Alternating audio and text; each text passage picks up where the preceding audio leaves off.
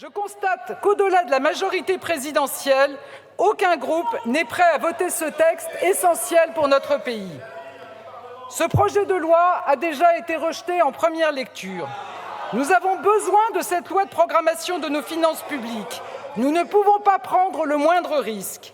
Aussi, sur le fondement de l'article 49, alinéa 3 de la Constitution, j'engage la responsabilité de mon gouvernement sur l'ensemble du projet de loi de programmation des finances publiques. Je vous remercie.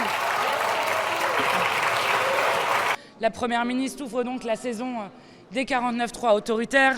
Nous, la NUPES, de notre côté, ouvrons notre saison de la censure populaire en déposant, en tant que NUPES, une motion de censure immédiatement ce soir, suite à ce 49.3. Est-ce qu'on est surpris? Pas vraiment. On a un gouvernement qui est 49.3 dépendant, totalement addict aux violences faites au Parlement. Ça a commencé il y a un an, ça continue et nous craignons que ça continue encore longtemps. On a un gouvernement qui est complètement incohérent.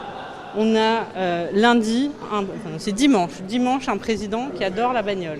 Lundi, il n'a qu'un mot en bouche, c'est la planification écologique. Et mercredi, sa première ministre met un 49.3 sur une loi de programmation où il y a si peu pour la transition écologique. On donne le ton pour toute l'année, donc c'est le début d'un toboggan.